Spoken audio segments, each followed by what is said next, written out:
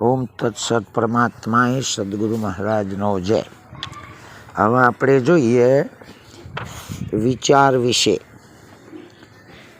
વિચાર વિશે તો પહેલો પ્રથમ શ્રવણ એટલે હોભળતી વખતે ચિત્તને એકાગ્ર એટલે કે સ્થિર કરીને સાવધાન થઈને ગુરુ સંત શાસ્ત્ર અગર તો વેદ કે કોઈ વિદ્વાન પુરુષ જે કહેતા હોય એમાં એ મનમાં લેવું જોઈએ, મનમાં લઈએ, ધ્યાનમાં લઈએ. એમ બીજું કે જે કોઈ સાંભળ્યું હોય એને વારંવાર મનન કરીને વિચારવું. જેમ ઢોર ચાર ખાધા પછી વાગોળ કરે એટલે વાગોળ, એમ મનન કરવું અને ફરીથી એને સંભાળતા રહેવું, યાદ કરવું. ત્રીજું એ કે જે સારી રીતે કરી હોય નિધિધ્યાસન એટલે રોજના રોજ ધ્યાનની અવસ્થા, એ શબ્દમાં જે ધ્યાન કરી આ બેઠું હોય લાગ્યું હોય એ સારી રીતે એકાંતમાં વિચાર કરવો. વળી આપણાપણું એટલે આ થોડ સૂક્ષ્મ શરીરનું હું છું એવું જે અભિમાન છે એને ટાળવું જોઈએ, અર્થાત ત્યાગ કરવો કે પછી ભૂલી જવું જોઈએ. એ જ પ્રમાણે આવા સાધનો કરતા સાક્ષાત્કાર થાય છે. અને જે દ્વૈતપણું બુદ્ધિમાં જે જુદાપણું છે એની નિવૃત્તિ અથવા નિવારણ કરવું જરૂરી છે, જેથી એ નિવારણ થાય, બુદ્ધિનું દ્વૈતપણું જાય. એટલે જીવ બ્રહ્મની એટલે આપણી અને ચૈતન્ય પરમાત્માની એકતા થાય છે. આ પ્રમાણે શ્રવણ મનન અને નિધિધ્યાસનનું રૂપ એ વિચાર કહી શકાય છે. હવે એવું જોવું એ પણ વિચાર, સાંભળવું એ પણ વિચાર, બોલવું એ પણ વિચાર અને ક્રિયા કરવી એ પણ વિચાર કરીને કરવી. આ બધું વિચારીને કરવું. ખાવું એ પણ વિચારીને, પીવું એ પણ વિચારીને, સૂવું તો પણ વિચારીને, જાગવું તોય વિચારીને. આ વિચારને, સદગુરુના શબ્દના વિચારને ટાળવો નહીં. આ વિચાર અહોરનિશ રહેવો જોઈએ. બેસવું તોય પણ વિચાર કરીને, ઉઠવું તોય પણ વિચાર કરીને, ચાલવું તોય વિચાર કરીને.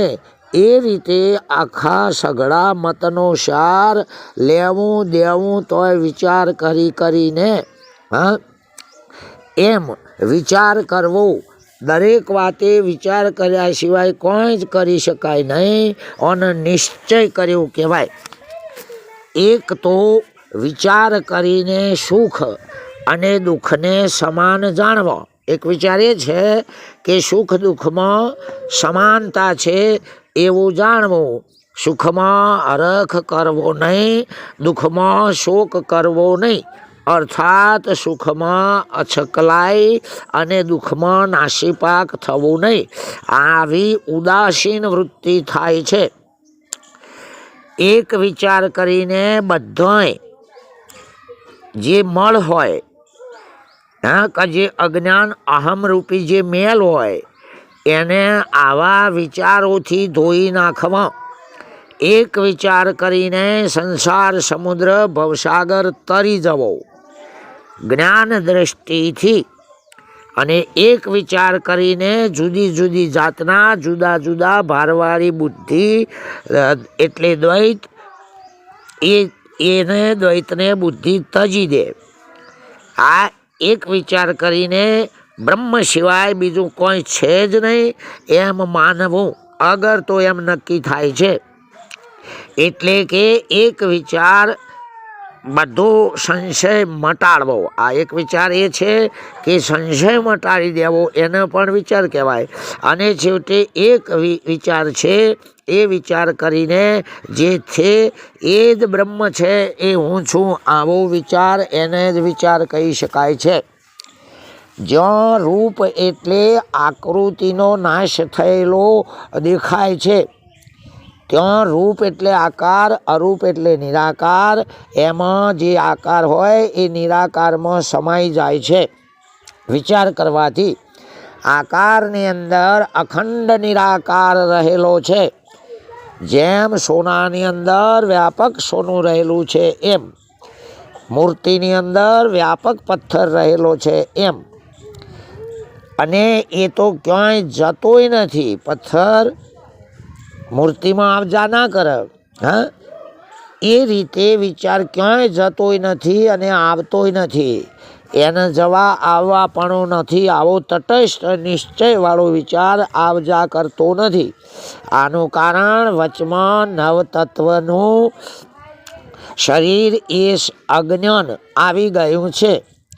વેદ પુરાણ એમ ગાય છે, આવું શાસ્ત્રો પણ કહે છે. નવતત્વ માટે પ્રથમ એનો બાદ થાય એવો નિશ્ચય કરવો અને અખંડ નિરાકારને શોધીએ. એ રીતે અખંડ નિરાકારનો વિચાર દ્રઢ કરવો. ભૂમિ પૃથ્વી એ તો ગંધને છોડતી નથી. પૃથ્વીનો ગુણ ગંધ છે જ. નીર જેમ જળને છોડતું નથી, એ તો રસથી કોઈ જુદું નથી. જળનો ગુણ તો રસ છે જ. તેજમાં વળી રૂપ મળીને રહેલું છે. એ તેજનો ગુણ રૂપ છે જ. વાયુને હંમેશા સ્પર્શવાલો છે. વાયુનો ગુણ સ્પર્શ છે જ. વ્યોમ એટલે આકાશ અને શબ્દ કોઈ જુદા જુદા નથી. આકાશનો ગુણ શબ્દ જ છે. એ પ્રમાણે અંતઃકરણને પણ વિચારવું, અંતઃકરણને પણ આ રીતે વિચારી લેવું. એ નવતત્વો એટલે 5 વિષય, શબ્દ, સ્પર્શ, રૂપ, રસ, ગંધ અને 4 અંતઃકરણ, મન, બુદ્ધિ, ચિત્ત, અહંકાર. એ જ તત્વોમાં એકબીજામાં મળી જાય છે. એ બધાએ તત્વોથી મારું પોતાનું સ્વરૂપ ભિન્ન એટલે જુદું છે. એ તત્વો એ હું નથી. આવો વિચાર કરવો. મહાભૂત આકાશ, વાયુ, તેજ, જળ અને પૃથ્વી એ તેના ગુણો બતાવ્યા છે, પણ તે હું નથી. પાતળા થવું કે જાડા થવું એ શરીરનો ધર્મ છે. તેમજ તાડવાવી, તાપ લાગવો, ઘરડા થવું અને મરણ પામવું એ પણ શરીરનો ધર્મ છે. ભૂખ અને તરસ એ ગુણ પ્રાણનો ધર્મ છે. અને શોક અને મોહ એ 2 મનના ગુણ છે. બુદ્ધિ રાત દિવસ વિચાર કરે છે, ચિત્ત ચિંતન કરે છે. અને અહમ એટલે કે હું પણ, મારાપણું, બધું હું કરું છું, બધું મારું છે, એ અહંકાર છે. એ અભિમાન કરે છે. એ હું કરતો નથી, પણ એ અભિમાન જ કરે છે. આ રીતે શરીર, પ્રાણ, મન, બુદ્ધિ, ચિત્ત અને અહંકાર એના ગુણો છે. એ બધા એનો પ્રેરક એટલે પ્રેરણા કરનારો, ચૈતન્ય શક્તિ આપનારો અને બધાઓનો સાક્ષી, જાણવાવાળો, જોનારો જે છે તે તો હું પોતે જ છું. આનું નામ વિચાર કહેવાય. જેમ એક કૂવામાંથી પાણી ભરી લાવવું, એમાં થોડા પાણીમાં શેરડી સાકર નાખવી, થોડામાં અફીણ, થોડામાં ખટાશ, થોડામાં મીઠું, જુદા જુદા સ્વાદ. એમ એનાથી કરીને પાણીમાં અનેક જાતના સ્વાદ થાય છે. જેમ કે મીઠો, કડવો, ખાટો અને ખારો. એમ જ આત્મા ઉપાધિના સંયોગથી, એ ઉપાધિ મળવાથી, થવાથી, જેમ પાણીમાં જુદી જુદી વસ્તુઓ મળી, જુદા જુદા સ્વાદ લાગ્યા, સવિકાર એટલે વિકારમાં મળી ગયેલા દેખાય છે. એ વિકાર વિવેક વિચાર કરીને કાઢી લઈએ તો માત્ર શુદ્ધ પાણી એટલે શુદ્ધ બ્રહ્મ સ્વરૂપ જ જુદું પડીને બાકી રહે છે. તે હું જ છું. જેમ પાણીમાંથી સ્વાદ કાઢી લેવાથી શુદ્ધ પાણી રહે છે, એમ હું શુદ્ધ બ્રહ્મ છું. આનું નામ વિચાર કહેવાય છે. હવે પરાવાણી જે મૂળ એટલે નાભિસ્થાન અભયસ્થાન એમાંથી સૂક્ષ્મ રીતે ઉઠે છે, એનું રૂપ કોઈ જાણી શકાતું નથી. નાભિસ્થાન વિશે મળીને 7 સ્વર કરે છે થાય છે, અને પુરુષ એટલે હૃદય સંયોગથી પશ્યંતી વાચા કહેવાય છે. હૃદય સંયોગ પછી કંઠસ્થાનને જ્યારે આવે છે એ મધ્યમાં કહેવાય છે. એમ વિચારથી જાણવું એ વિચાર છે. હા, એટલે કે મુખેથી જ્યારે છૂટા છૂટા અક્ષરો મળીને બોલાય ત્યારે વૈખરી વાણી કહેવાય છે. થોડું સૂક્ષ્મ કારણ અને મહાકારણ, દેહની જાગ્રત, સ્વપ્ન, સુષુપ્તિ અને તુરિયા એ પ્રમાણે અવસ્થાઓ અનુક્રમે અવસ્થાઓ કહેવાય છે. એ અવસ્થા તે હું નથી અને અવસ્થાઓ મારી નથી. જાગ્રત અવસ્થાનું નેત્ર સ્થાન છે અને વૈખરી વાચા છે. કંઠ, તાળવું, જીભ, દાંત, હોઠ, નાસિકા, છાતી અને માથું એ 8 સ્થાનની સહાયથી મનુષ્ય જે આપણે જે બોલે છે એને વૈખરી વાચા કહેવાય છે.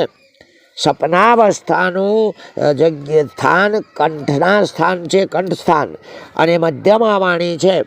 કંઠમાં એક અતિ સૂક્ષ્મ નાડી છે, એમાંથી ઉદાન વાયુ રહે છે. એ વાયુ માણસને જાગ્રત અવસ્થામાં જે સંકલ્પ થાય છે અથવા તો હર કોઈ વાત જોવામાં કે સાંભળવામાં આવી હોય એની સૂક્ષ્મ વાસના એ ઈદા નાડીમાં રાખે છે, રહે છે, અને તેની મધ્યમાં વાણી છે. સુષુપ્તિ અવસ્થાનું હૃદય સ્થાન છે હૃદયમાં, અને પશ્યંતી વાચા છે એ સૂક્ષ્મ વિચારની સંસ્કાર રૂપ છે. તુરિયા અવસ્થાનું મૂર્ધની સ્થાન એટલે મૂર્ધની અર્થ તાળવામાં છે, અને પરાવાચા છે. એટલે કે શબ્દના વિચારની પહેલી અવસ્થા એ પરાનું નાભી સ્થાનમાં છે, નાભીમાં. બીજી રીતે કહીએ તો મૂર્ધની એટલે તાળવામાંની આત્માની વૃત્તિ નીચી ઢળી. નાભી સ્થાન કે જે પરાવાચાનું સ્થાન છે ત્યાં વૃત્તિ અંકુર થઈને પશ્યંતીએ વાચા કહી છે. ત્યાં પરામાં જે વસ્તુની કામના છે તેનું પ્રમાણ પશ્યંતીથી થાય છે. પછી એ વૃત્તિ મધ્યમાં આવીને સંકલ્પ વિકલ્પ રૂપ ઘાટ ઘડે છે, અને વૈખરીથી વૃત્તિ આવીને વાણી કહેવાય છે, વાણી બને છે. એ ઉપરથી જાણવું કે મૂર્ધની અથવા તાળવામાંની સ્થાનની વૃત્તિ ચાલીને પરા, પશ્યંતી, મધ્યમાં અને વૈખરી એ ચારે દ્વારે વૃત્તિ મળે ત્યારે વચન કે શબ્દ બોલાય છે. જેમ કોઈ માણસના શરીરમાં રોગ થયો હોય તો વૈદ કહેશે કે એને આ વાયુ વિકાર થયો છે. કોઈ કહેશે કે એને ગ્રહ આવીને નડ્યા છે, માટે પુણ્ય કરવાથી કોઈ છૂટકો થશે. કોઈ કહેશે કે દેવને ભજવામાં કંઈક ચૂક પડી લાગે છે, માટે દેવને મોકું પડ્યું છે, એથી દેવે નક્કી આ દોષ રોગ આપ્યો છે. એ જ પ્રમાણે તાંત્રિક જંતર મંત્રવાળાનો પણ એવો જ મત હોય છે. જેના મનમાં જેવો વિચાર આવે તેવો જાત જાતનો કહે છે. જે માણસ વિષયરૂપી અંધારામાં પૂરાઈ રહ્યો હોય એને મન જાણે એમ કે રાત્રિ અંધારી રાત્રિ છે અને તેમાં વળી વાદળ છવાઈ ગયું છે. હવે કોઈ એવો મુમુક્ષુ એટલે જ્ઞાન મોક્ષની ઈચ્છાવાળો હોય તો ગુરુદેવનો સમાગમ કરે છે, તો ગુરુદેવ એને ભય દૂર કરે એવો શબ્દ મહાવાક્ય અર્થાત તત્વમસી સંભળાવે છે. તો પછી એના વાદળો દૂર થઈ જાય છે, અજ્ઞાન દૂર થઈ જાય છે, અને તારામાં તેજથી પૂર્ણ પ્રકાશ નહીં હોવાથી, આ કોઈનામાંથી તારા જેટલો પ્રકાશ નથી ને એનો પોતાનો પ્રકાશ પણ નથી. જેમ પૂરેપૂરો પ્રકાશ ના હોય તો દોરડીમાં જે સાપ રૂપે દેખાય છે એમ સંપૂર્ણ પોતાના સ્વરૂપના ભાન સિવાય આ બધું અલગ અલગ ભાસે છે. પણ જ્યારે સૂર્ય પ્રકાશે છે ત્યારે બ્રહ્મ એટલે અજ્ઞાન દૂર થાય છે, અને દોરડી તો દોરડી જ છે. એ એના ખરા સ્વરૂપે દેખાય છે. જ્ઞાનનો પ્રકાશ થવાથી જે ચૈતન્ય હતો એ ચૈતન્ય રૂપે જ દેખાય છે અને બ્રહ્મનો એટલે કે અજ્ઞાનનો નાશ થાય છે એ ચૈતન્ય જ હું પોતે છું. આનું નામ જ તત્વ વિચાર કહેવાય. ઓમ તત્સત. પરમાત્માએ સદગુરુ મહારાજનો જય.